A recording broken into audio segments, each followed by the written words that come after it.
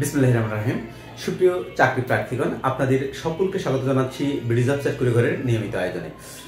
আপনারা সকলেই জানেন যে বাংলাদেশ ডাক বিভাগের বেশ কিছু বড় বড় সার্কুলার প্রকাশ করা হয়েছে। এই সার্কুলারের যে পদগুলো রয়েছে, এই সকল পদের প্রিপারেশনের অংশ হিসাবে আজকে আমরা ম্যাথমেটিক্স থেকে খুবই গুরুত্বপূর্ণ একটি ম্যাথ দেখার চেষ্টা করব। আপনারা জানেন যে গত কয়েকদিন আগে বাংলাদেশ ডাক বিভাগের যে সার্কুলারটি প্রকাশ করা হয়েছে, এই সার্কুলারের সকল পদের প্রিপারেশনের অংশ হিসাবে ম্যাথমেটিক্সের একটি সাজেশন আমি উল্লেখ করেছিলাম। তো এই সাজেশনে 3 স্টার দেওয়া ছিল এই মৌলিক সংখ্যার যে অধ্যায়টি, অর্থাৎ সংখ্যা নামক যে অধ্যায়টি রয়েছে, তারই একটা পার্ট হচ্ছে মৌলিক সংখ্যা।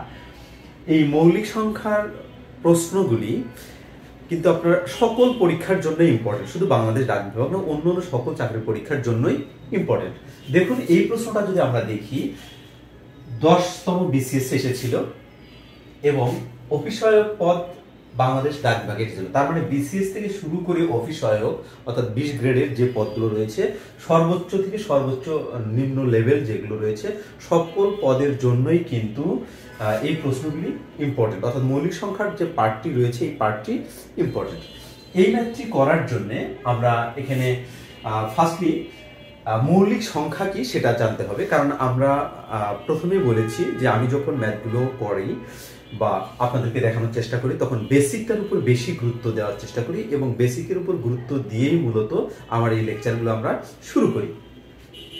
তো এই ম্যাথটি শুধু অফিস সহায়ক না, postman, packer, runner, mail operator, postal operator, উচ্চমান সহকারী, সার্টিফিকার কাম কম্পিউটার অপারেটর, মুদ্রাক্ষরিক কাম কম্পিউটার অপারেটর, সকল পদের জন্যই কিন্তু গুরুত্বপূর্ণ। তো এই প্রশ্নটি করার ক্ষেত্রে আমরা ফার্স্টলি দেখব মৌলিক সংখ্যা কাকে বলে।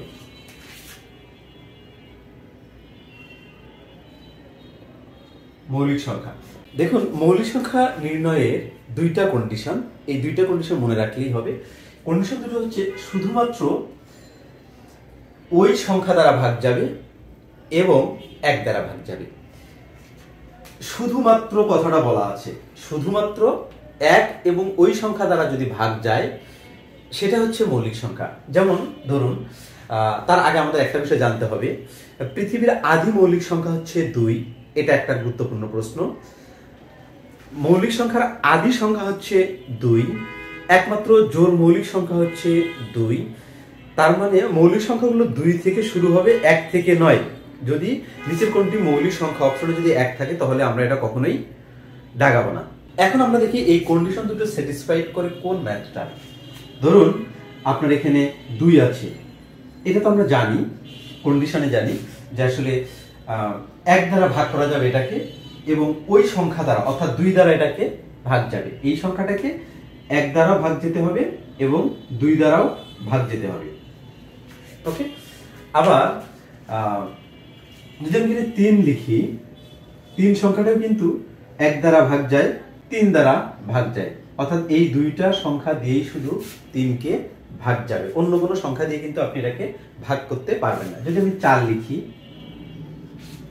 4কে 1 দ্বারা ভাগ যায়, ওকে, এবারে 4 দ্বারা ভাগ যায় এবং 2 দ্বারা ভাগ যায়। যেহেতু এখানে 1 এবং ওই সংখ্যা দ্বারা ব্যতীত আরো অন্য সংখ্যা দ্বারাও ভাগ যায়, যেমন এখানে 2 আছে, সুতরাং এটা মৌলিক সংখ্যা নয়। আবার যদি আমি এখানে 5 লিখি, এই 5টা কিন্তু শুধু 1 দ্বারা ভাগ যায় এবং শুধু 5 দ্বারা ভাগ যায়, এখানে কিন্তু 3 বা 4 দ্বারা ভাগ যায় না, সুতরাং এটা হচ্ছে একটা মৌলিক সংখ্যা।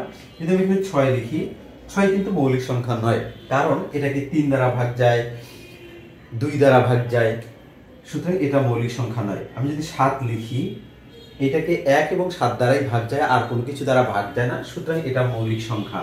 এবার যদি আমি 8 লিখি, এটাকে শুধু 1 দ্বারা ভাগ যায়, 2 দ্বারা ভাগ যায়, 4 দ্বারা ভাগ যায়, 8 দ্বারা ভাগ যায়, সুতরাং এইটা আপনার মৌলিক সংখ্যা নয়। যদি আমি 9 লিখি, 9 সংখ্যাটা 3 দ্বারা ভাগ যায়, যেহেতু এটা 3 দ্বারা ভাগ যায়, অর্থাৎ 1 এবং 9 ব্যতীত অন্য সংখ্যা দ্বারা ভাগ যায়, সুতরাং 9 কোনো মৌলিক সংখ্যা নয়। এবারে যদি আমি 10 লিখি, 10 সংখ্যাটা এটাও মৌলিক সংখ্যা নয়, কারণ এটা 5 দ্বারা ভাগ যায়, অর্থাৎ 1 এবং 10 ব্যতীত অন্য কোনো সংখ্যা দ্বারা ভাগ দিলেই সেটা মৌলিক সংখ্যা নয়।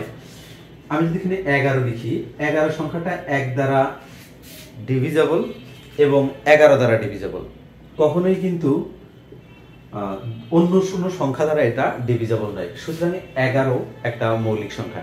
এভাবে আপনারা বের করার চেষ্টা করবেন। শুধু একটা বিষয় মনে রাখবেন, 1 এবং ওই সংখ্যা দ্বারাই যদি ভাগ যায় তাহলে তাদেরকে মৌলিক সংখ্যা বলা হয়। এটা হচ্ছে মৌলিক সংখ্যার বেসিক থিঙ্কিং বা বেসিক ব্যাখ্যাটা।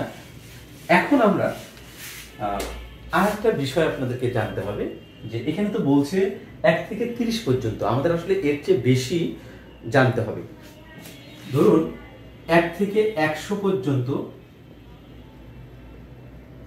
কতটি মৌলিক সংখ্যা আছে?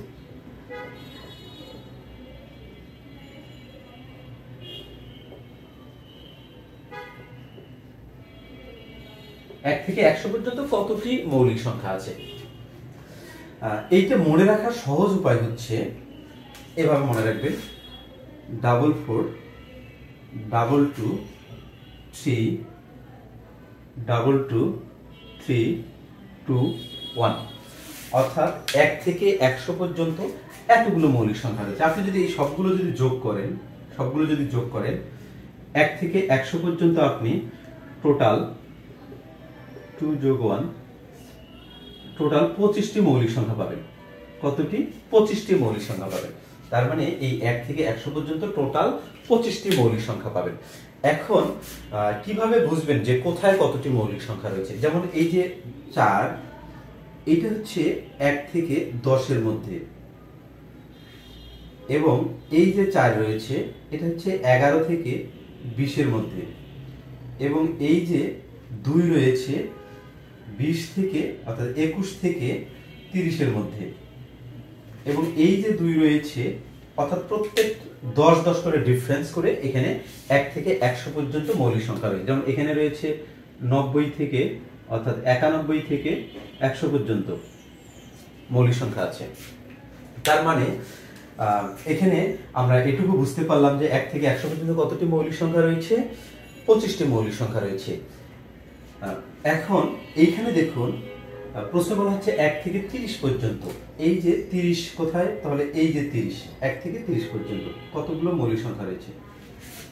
1 থেকে 30 পর্যন্ত টোটাল 4 4 8 আর 2 10, টোটাল হচ্ছে 10টি মৌলিক সংখ্যা রয়েছে। এখানে 1 থেকে 10 এ 4টা, 11 থেকে 20 এ 4টা, 4 4 8টা, এবং 21 থেকে 30 এ হচ্ছে 2টা। এই টোটাল আমাদের মৌলিক সংখ্যা রয়েছে 10টি।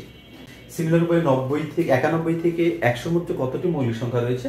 তাহলে একটি মৌলিক সংখ্যা রয়েছে। এভাবে আপনাদের এগুলো পর্যায়ক্রমে বের করা আপনাদেরকে শিখতে হবে। যদি আপনি এই মৌলিক সংখ্যার এই বেসিক লেকচারটা জানেন তাহলে কিন্তু আপনি বেশ কিছু ম্যাথ এখান থেকে কমন পেতে পারেন। তাহলে এই প্রশ্নের অ্যান্সার হচ্ছে আমাদের এই যে মিস্টার 10, অর্থাৎ হচ্ছে ঘ নম্বর হচ্ছে এই প্রশ্নের অ্যান্সার। আল্লাহ হাফেজ।